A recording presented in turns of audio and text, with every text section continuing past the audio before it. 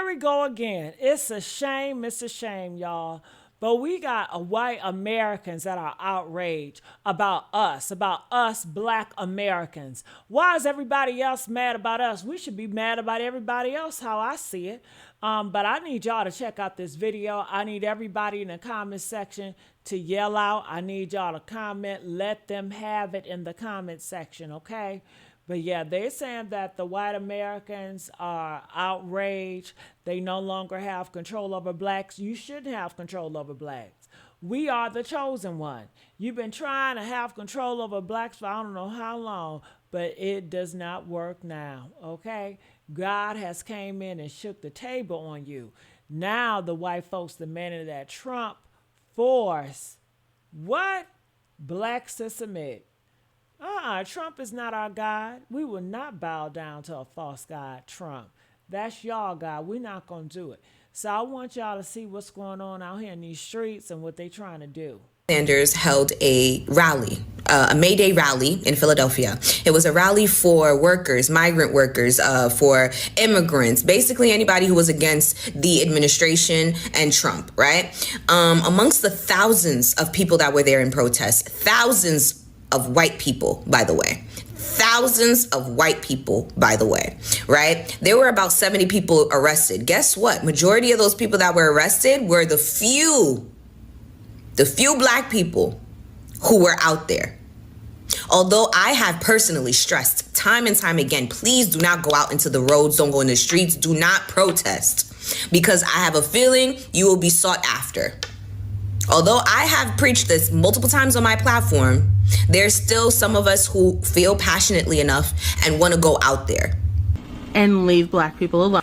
And a lot of people have been saying, where are the black people? I'm not seeing a lot of black people at these protests, whether it's in San Francisco, New York, DC, Boston, all across the U.S. Folks, we did our part. You understand? 92% of black women voted for Kamala Harris. 78 or 80% of black men voted for Kamala Harris last November. We did what we were supposed to do when it mattered the most.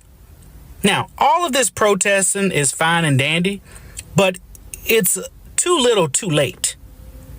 Folks should have been having the same type of energy last year in November.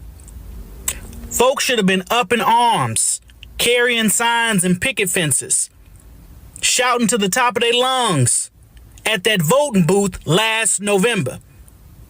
We black people in the house having a glass of wine with our feet kicked up, watching y'all out in hell, sleet, and snow and rain and everything else protesting. You want to know why? Because we did our part. We held up our end of the bargain, especially black women. There's nothing else to do. See you at the midterms. And, you know, they really thought that we was going to protest. They really thought that we was going to protest, because if we protested, right, for all the things that happened to us, all of the things that's been happening this year, them twins that got killed, that student that got lynched, all the things that have been happening to us, we stayed calm. We've been just like, nope, we're not going to do it. We know what they're doing. We're not going to do it, right? Us protesting, it's not just because we're not out in the streets. It's also because it makes white people who are also being affected by this system understand how bad it is for them. Because when we go out and protest, it lulls white people into a sense of false security that it's only happening to black people. That's why you see things like, oh, black women are the ones who are getting laid off. So it makes them feel like they're secure in their job, because it's actually black women that it's happening to. It's not going to happen to me. It's happening to black women. They did the same thing during COVID. Like, you know, oh, black people are disproportionately affected by COVID. We're dying in disproportionate numbers. I don't be believing none of this stuff that they talking about. I think that they put those stories out there so that white people will feel like they're secure, like they're okay. Everything's okay with me, because actually it's minorities that are suffering. I'm not suffering. But when black people didn't go out there and protest, then it became, oh, hold on, maybe I'm suffering too. Maybe if black people ain't suffering, who's suffering? Because it's getting rough out here. So if they're not going out there, then I can't dissuade myself. I can't lull myself into a false sense of security into thinking that nothing's happening to me.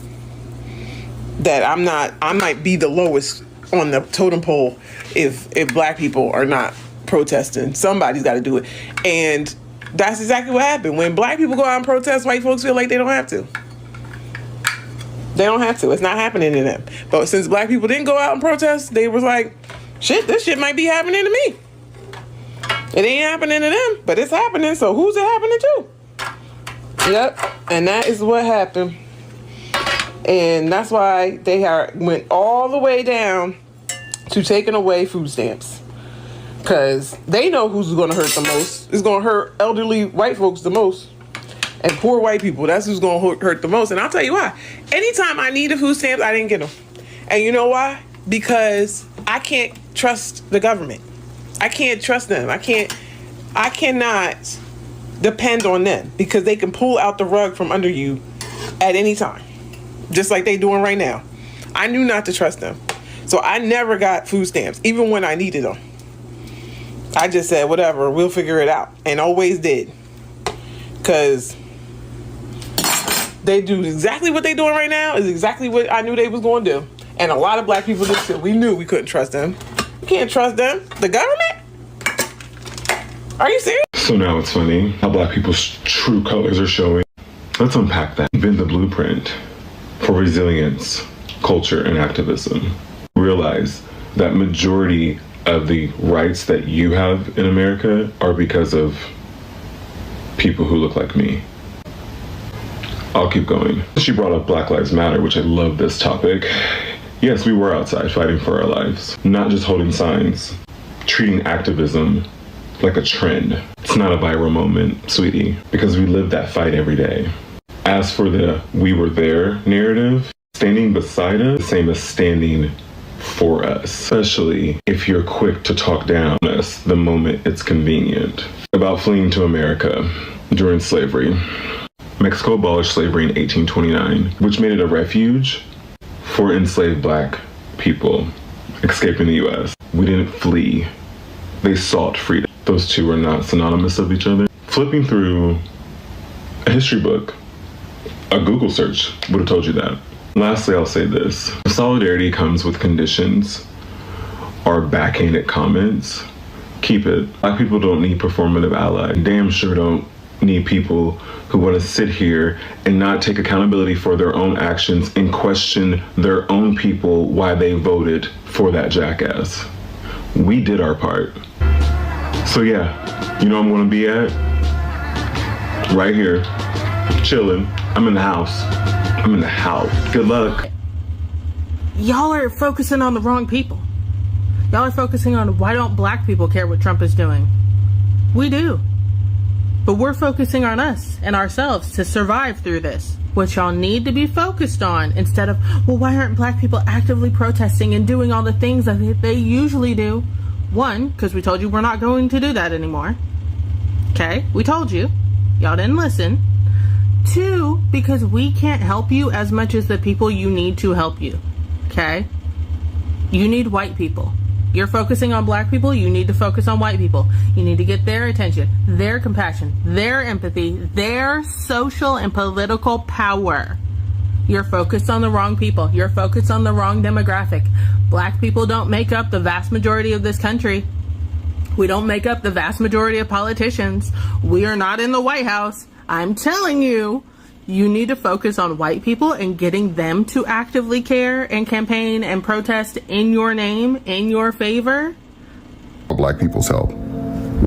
So now you think that black folks should stop what they're doing, i.e. protecting themselves, knowing that this president was going to do the things he did. Imagine that. Imagine being anti-black for months and now acting as if black people owe you to do a single thing you asked them for. Solidarity is not born of emotional extortion. It is born of individuals recognizing nuance and working together collectively, not being forced into a position, not being demanded to use their voice and body for your cause. So, now that you, and I'm talking about accelerationist, yes, you cause colonizer, now that you have gotten what you wanted, what do you want from us? What thing is it that you think you can ask us for after your despicable display of anti-blackness? What do you want? Kamala Harris didn't win. Stop talking about her. Doesn't matter. You got what you asked for. There is no solidarity to be had with a person that would rather destroy civil rights legislation fought for in this country through blood, sweat, tears, and lives by black people and allies. Like, literally, you all have lost the plot. So one of my coworkers asked me, Asia, are you gonna be out there tomorrow? Talking about for the protest. I said, no ma'am, I won't. I won't, but I support her, I love. And she was like, why not? And I was like, see, here's the thing. My protest has to look different because once black people show up to a protest, it becomes a riot. And it was like watching her do American math in real time. Cause she was like, well, it's not gonna be a riot. But I said, when black people are involved, it goes from a simple protest to a riot that must be stopped. She was, I could see the wheels turning and she was like, oh my God, you're right. Somebody's gotta say something. I said, yeah, we have tried. The somebody has to be someone else. And in my head, I was like, yeah, I know. So I won't be there, but I'm totally for you. Enjoy. I made a video talking. No black or me not black.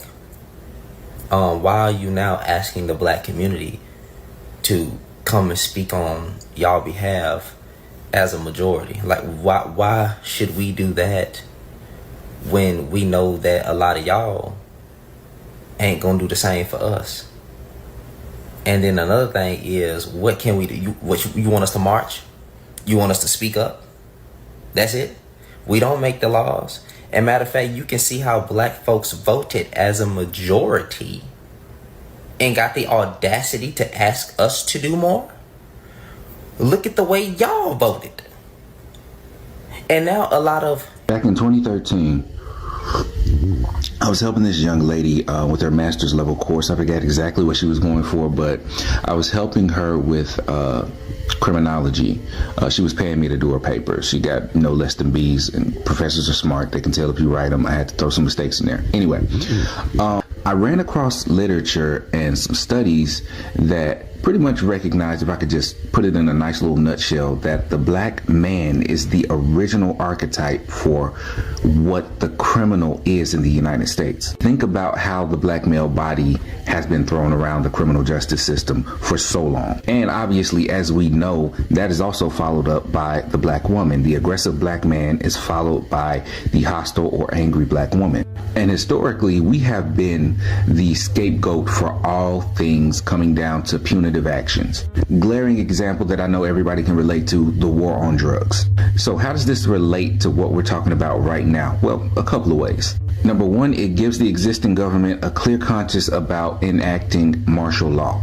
It's par for the course to enact with force and aggression and violence when black people do something that's out of pocket. Again, we've seen this historically, even if it was civil disobedience. Look at Jim Crow and the civil rights movement. I mean, again, seriously, look at the war on drugs and how many laws were changed and how many statutes were created. But the second and most dangerous and sinister thing that we have to look out for on both sides is that we're still not looked at as Americans.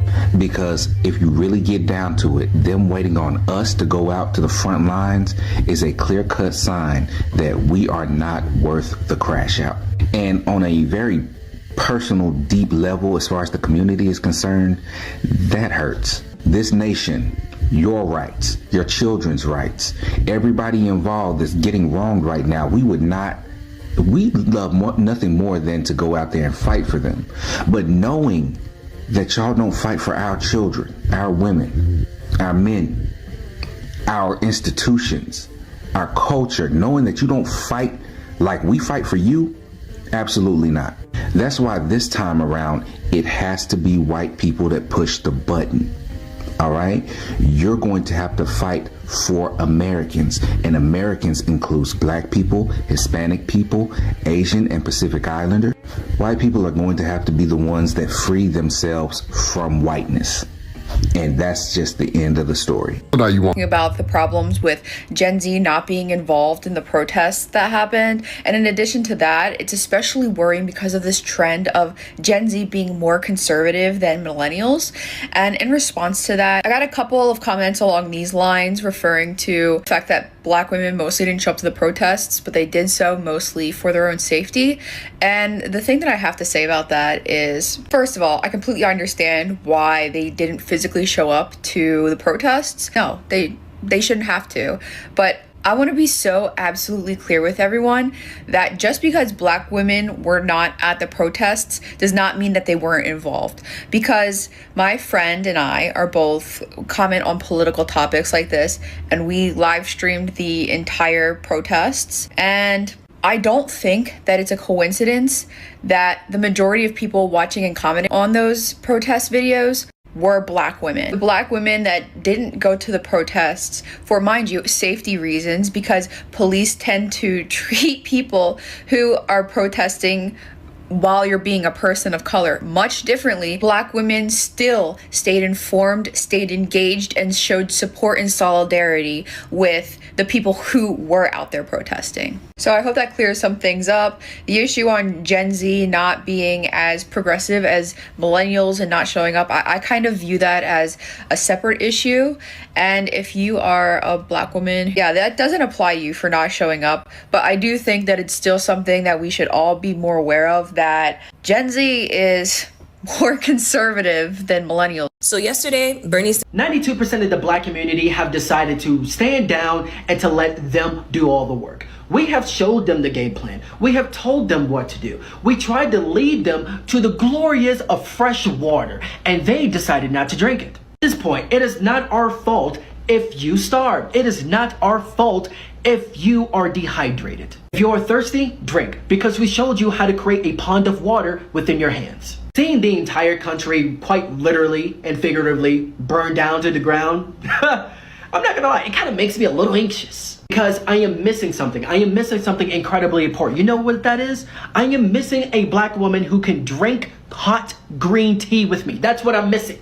For those who don't know, I am absolutely obsessed with green and jasmine tea. It's one of my favorite drinks. No sugar, no GMOs, no added supplements, just the nature and the leaves itself. What's interesting is this. Every now and then, I will get tagged into videos from other people of color, and they will ask me and other Black people, why don't you help us? Why won't you help us? Why are you abandoning us? It's the same answer of what I said 3 months ago after the presidential election. You betrayed us. We trusted you and you stabbed us in the back. Here is a phrase that I continuously say to my friends because it is critically important. Trust and love is very important. However, trust is 10 times more valuable than love ever will be. I can still love you. I can still care about you. But I do not trust you enough to where you won't stab me in the back. Trust is the complete opposite. I can despise you and you can be my enemy, but I am no fool. If I can trust you enough to where you won't stab me in the back, then that trust will be placed. It's the same way with this. To the Latinos, to the Asians, to other people of color, I do care about them. I love y'all even, but I am no fool. I know I can't trust you because that election told me everything I needed to know. That election told me that a lot of you is not on the Black community side. Love itself, my love for you, is not enough for me to have faith in you. If your trust was unbound and you continuously shown to me and everyone else that you are worth to be trusted, then we wouldn't be having this conversation, now would we? But because you have shown time and time and time again that you cannot be trusted, why are you acting surprised when we take our trust back? People need to understand that Black people are not hateful. We care about you guys. We do love you guys, but we can't trust you for shit. So if the entire country has to burn down for you to realize that you have placed your trust into the wrong people, then so be it. That's all I gotta say on the matter. It is Onyx, and I'm gone. Remember, a lot of y'all was saying me. Somebody else do it. Booked and busy, child. I got a manicure and pedicure booked. I got to take a nap. I got some play a word search. I'm busy. 2025, the rule still applies. Yeah, I got it. Talk about March, child. I'm marching to my bed. How about that? Getting me some good rest. 92% rest. Okay? Wish you all the best, though, child. I got it. Don't call me baby. Yeah, girl, hell no. We at home, we at the cookout. If you like me, we at the spa, we getting a massage. We are wherever the hell y'all were when we were going through it. Because let's not play these games like y'all were outside. We were outside with our bloodline on the main line. And y'all was somewhere else. Okay? Now the shoe's on the other foot and it's not funny anymore. And everybody wants a defense. Everybody wants us to run to the rescue. This ain't our battle, baby. Let's get real. Who voted for him? Who showed up to them polls and voted for him? Now, I'm not saying what's happening is right, but who showed up and voted for him? Latinas for Trump, that's who voted for him, okay? Good morning. So nothing fancy this morning. I just wanted to hop up here and talk about the No Kings protest. So before you start gaslighting Black Americans about why they are not going to be outside protesting with you, just know that we are standing in solidarity with you. Just know that we are there with you in spirit, but we cannot physically be out on the front lines because they will be using us as target practice. I'm sure that you're well of your privilege, and I need you to use it immediately. For the longest time, Black voices and Black bodies have been the backbone of resistance in this country, to the point where I don't even know if you know how to resist without Black bodies and Black voices. And unfortunately, it's no longer our turn, because we showed up in November in 20 Black Suburbans like Sunday service, and we feel like we did our part. So to the Latinos, the Anglo-Saxons, the Asians who don't never say shit, they don't never protest nothing, to all the communities that have silently benefited from the labor of Black resistance, it's go time. It's your turn. It's no longer our turn right now. Seems to be some confusion in the communities amongst us. Why Black people not out here protesting was because, mother, we already did that shit, and they didn't give us a thing. But what they did do is they looked out for every other race. Okay? Y'all got all the benefits from the marches that we did, Rosa Parks, Malcolm X, all the beating, all the lynching and all that shit. We marched. The Civil War was for our freedom and for us to have equal rights, and they didn't give a shit. So the next time I see a mother like, why are the Black people not? You take your ass out there and get shot and shit and see what the fuck happened. You notice ain't nobody got shot or nothing like that because they ain't this color. They this color. So get your ass out there and get to it. Do your big one. I got to learn this new line dance. They got the boots on the ground. Yeah, that's what I'm doing. What them things say? Not protesting. Like, comment, and share. I gotta go. Love you, bye. I think it's funny how everybody's true colors are coming out, especially the Black people. Who had our back? Who been fighting with us? And every time we did fight, they made it look like we were being thugs and bullies and tearing up the place. But that wasn't us. Right. It was people added to the supposed to be the cause, you know? So yeah, sit this one out. Let them go ahead and do what they gonna do. They go either tear it up. They go either they're not gonna get arrested. They probably gonna slap them on the wrist, tell them to go home because they not us. You know what I'm saying? Okay. So, because I think everybody from that January 6th, didn't they all get parted? Everybody? Yes, they did. They got parted. So everybody got parted. Okay. Yeah. So why should we come and help? Dear Black people, What do you want? We is watching Tubi. Leave us the hell alone. I done just told y'all that we are on break. We'll be back right around 2029. I don't know. We are on break. Leave us alone. We ain't bothering nobody.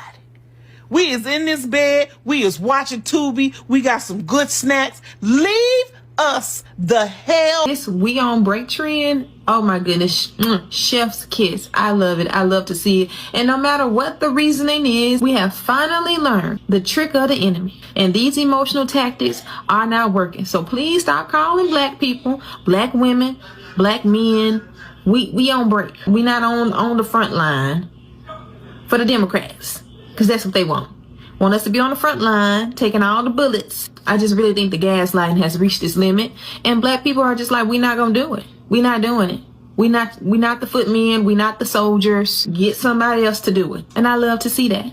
So Democrats want to rebrand with Jasmine Crockett, and she's down for it. So hey, kudos to her. But sis, just keep in mind that while you're playing the game of politics, just make sure you don't get played, because that is usually what happens. The 92% is not marching with them.